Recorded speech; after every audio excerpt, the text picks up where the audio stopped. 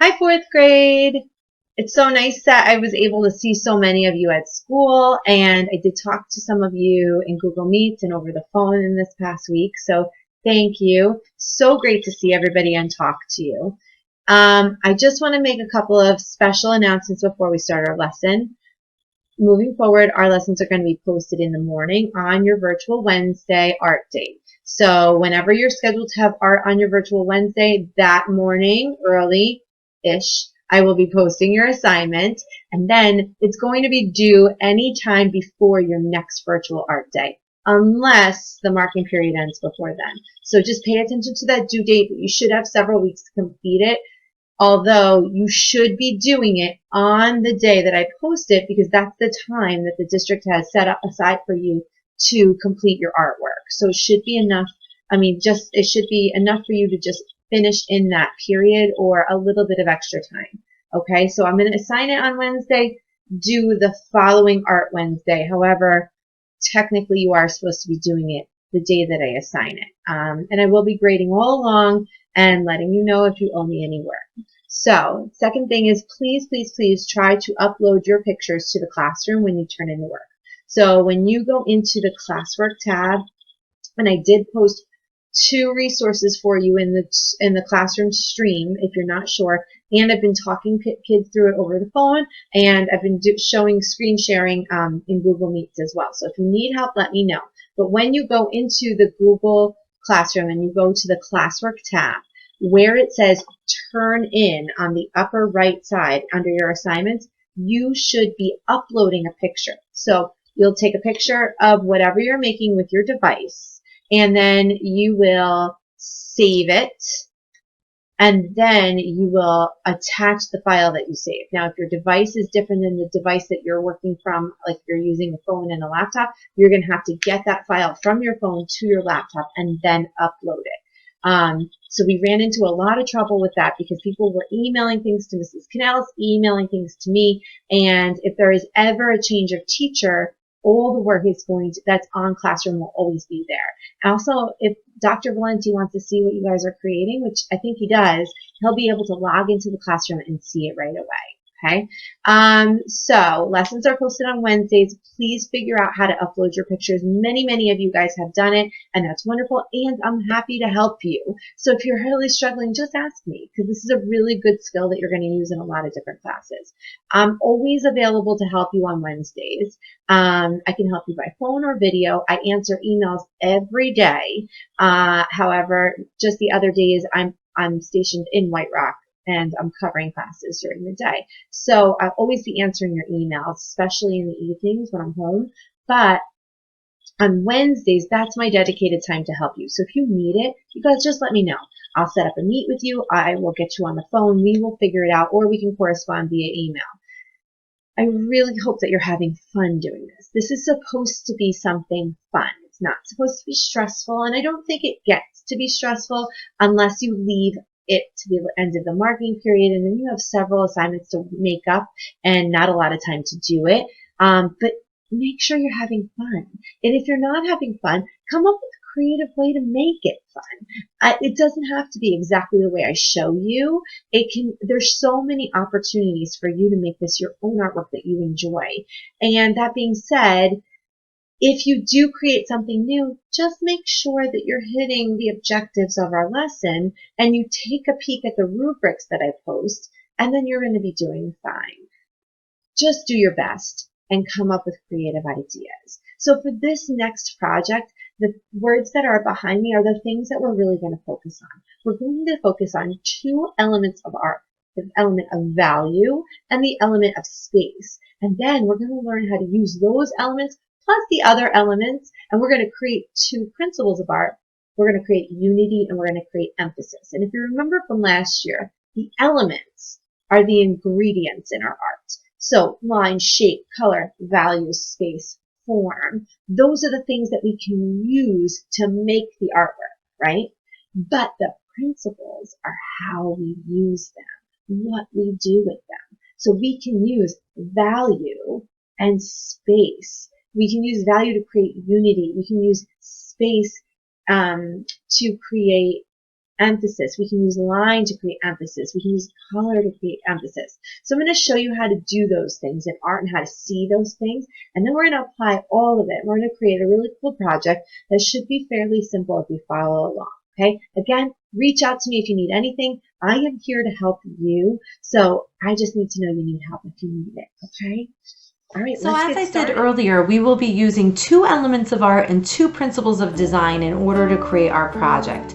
The 2 elements are value and space, which are things that we've been talking about since kindergarten and first grade art. And then the 2 principles that we're going to talk about are unity and emphasis. And they're kind of new ones. We started talking about them in 3rd grade art.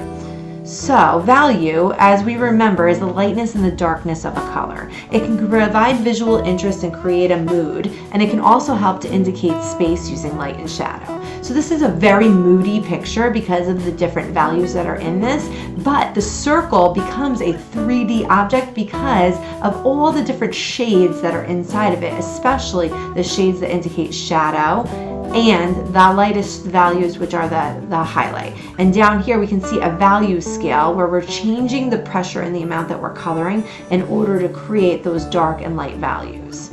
Now this is by Paul Cezanne, who's an artist that we really did study a lot in 2nd grade, and he liked to make still lifes using blended color and showing a lot of three-dimensional objects using value. Here Cezanne used many different values in each apple to create realism and visual interest.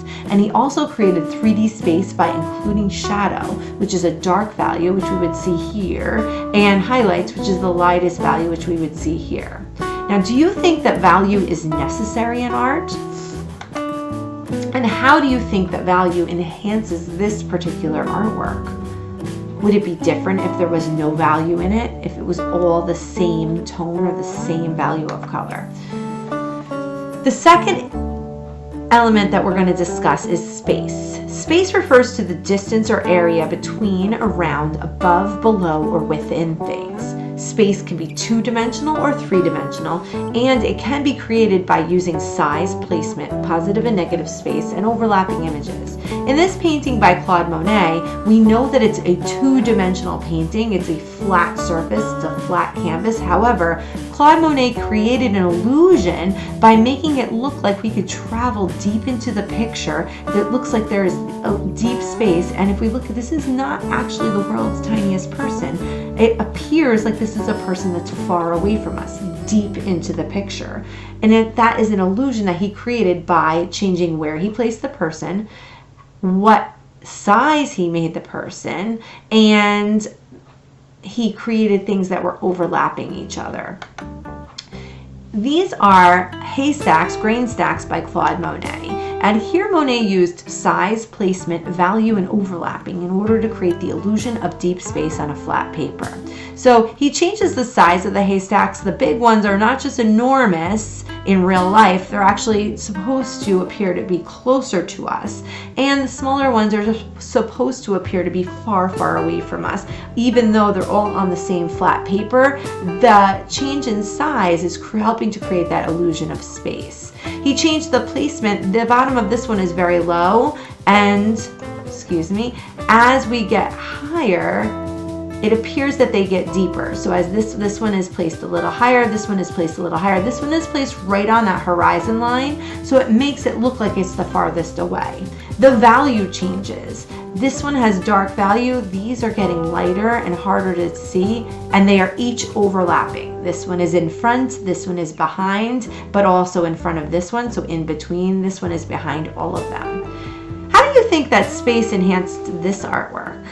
And do you think that space is even necessary in artwork?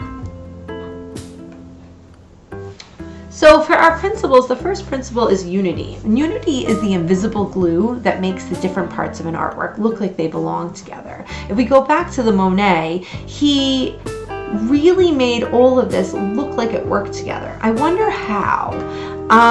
If you look at this one, this is by Kandinsky, he ties this artwork together in some way. There's a lot of separate parts, but it really works together.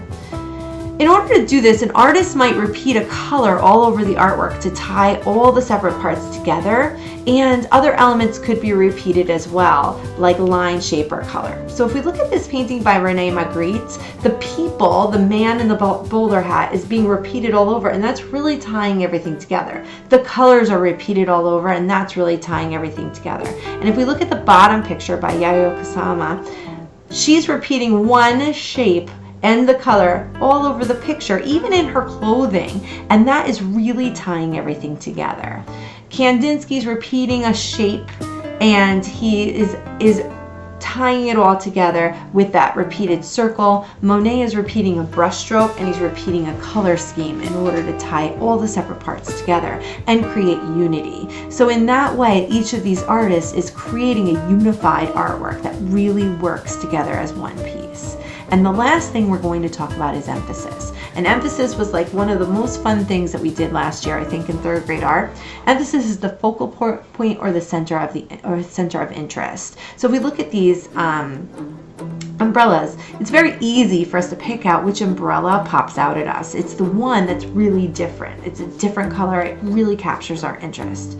So emphasis is a place in the artwork that an artist draws the viewer's attention by how he or she uses the elements, line, shape, or color, and how he or she uses the principles, pattern, contrast, movement. So when we look at this, I really don't even need to ask where is the area of emphasis in this picture, because I think it's pretty clear that it is that red umbrella. There's a pattern of black umbrellas all the same, but that red one is really like a pop of something different. Artists can center the area of our emphasis like we see in this one with the red square right in the center, or put it to the side and draw our attention in different ways. Lines can lead our eyes right to it, a contrasting color or value. This bright light is really calling our attention to the area of emphasis. Okay, so we're going to use all of those ideas to really make like a magnificent piece of artwork that has unity. It's going to be unified. It's going to have a clear area of emphasis, but we're also going to use value and create some space in it as well. All right, so let's get started. Okay, so now to begin, let's talk materials. In order to do this, at first, you're going to need a pencil and you're going to need a ruler. If you don't have a ruler, it should be okay, but try to use some sort of straight edge. You can also use crayons, but what I'm going to do is I'm going to use colored pencils. You do not need to use both. So the colors that I'm going to choose for my colored pencils are, I'm going to choose two colors that I really like. So I'm going to choose green and blue, my favorite colors. And then I'm going to choose the complements of each color. So those are the colors that are the opposite on the color wheel. So if we think back to when we learned about the color wheel in second grade and first grade, think about what was opposite those colors. So the opposite of blue is orange, and the opposite of green is red. So I'm going to choose those four colors. So if you choose two colors that you really enjoy, then also if you really want to make it a little bit more dynamic, choose the complements. If you're not really interested in making it dynamic, or you're not really sure, for now you can just start with two colors. Okay, so you're going to take your pencil and on your paper make a dot in the center, which I've already done. So you're going to make a nice dot in the center, and then you're going to take your ruler and make a vertical line up and a vertical line down in the center. So you should have a line from the top to the bottom. Basically, you're going to go through the center. Then you're going to take your ruler and you're going to turn horizontal, and you're going to make your take from your center and make lines that go from the center to each side horizontally. Okay, so you should have vertical lines and horizontal lines. And then the last thing you're going to do is you're going to draw lines from that center all the way to the corner of each page. So these are going to be your diagonal lines. So I guess we added in another element here. So not only are we going to be using value and space, but we're also using line. So our ingredients are increasing. Okay, so now we've created this kind of a star pattern. And what we're going to do is we're going to try to create the illusion that this is the deepest, farthest away part of our picture. And then as we get further away from that spot, these areas around the outside, those are going to be the closest to us. And we're also going to try to create the idea of the pizza slices being curved or round, so they're going to recede away from us. So we're going to take our colors. I'm going to start just with green, and along this line here, inside my pizza slice, I am going to shade in a very dark value, and I can do that by coloring hard or by coloring over and over. And there's one other way to show you how to do that too that I'm going to show you in just a moment. As we get closer to the center of that pizza slice, my value changes and it becomes pretty light. Over here on this edge, I'm going to start with a dark value, pressing hard and doing several layers of shading. And then I'm going to change my value to a lighter value as I get further. Okay. Now the center of this pizza slice is actually going to be the lightest value, which is going to be the white of the paper, no color. Okay. And it's taking me quite a bit of time to color this because I want my values to change really gradually. I don't want there to be a huge jump between dark to light. I want it to be like really dark to lighter to lighter to lighter to really light. Now, if you like that, cool, just leave it. If you want to make it a little bit more challenging, a little bit more dynamic, take the complement. So now I'm taking red, the opposite of green. And all along that diagonal line, I'm going to color it. Now, if you remember, when you mix complementary colors, they create a new color, which is brown. And when you mix complementary colors, they also really make a very dark color. Right? So it's pretty dark. So I'm going to do with a really light value. I'm just going to expand that. Now, I like that. But to make it even more interesting, now this is optional, to make it even more interesting, I am going to draw a line that curves like this and curves like this. So that's going to create the illusion that this is round and curvy. However, as I get closer to that point, my curves are getting closer together. So I'm making that little space much smaller, which is actually creating an illusion that's far away. And as I get closer to the bottom, I'm going to increase that space. So I'm going to make the space bigger in size, which makes the illusion that it's closer. So what I have here is I have a pizza slice that looks like it's curving up, but it also looks like it's getting farther away. Now, I'm going to do the same thing in the next pizza slice, but I'm going to use a new color. So I'm going to use blue. So I'm going to color real hard and a lot on the edges.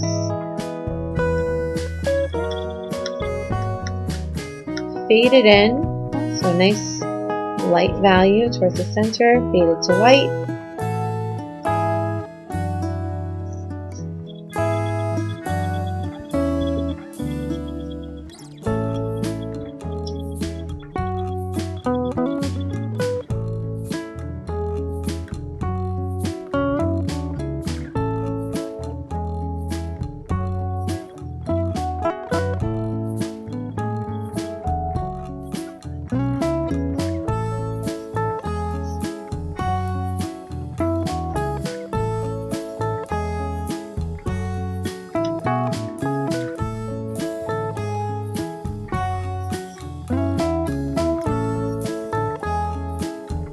And then the opposite of blue is orange. So what I'm going to do is I'm going to add orange on the side. Now remember, you don't have to do the orange. You don't have to do the complementary color, but it's just a choice.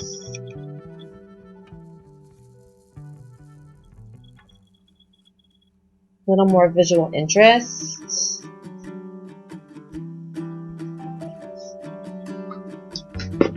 And then those curves again.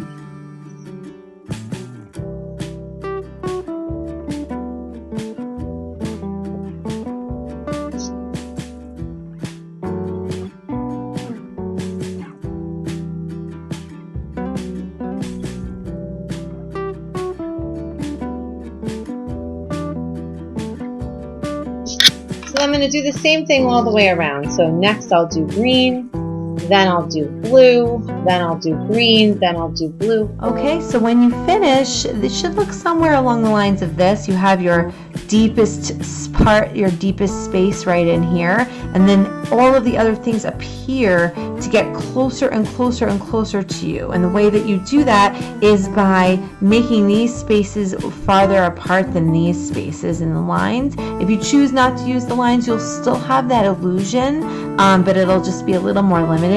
And then you're going to create the illusion using value that these rise up and then fall back down. So they rise up and they fall back down. And the way that you do that is you have the darker values closer to the lines, and you have the white, the lightest value, the absence of color, in the center of each of those pizza slices to also actually make them look like they're cones.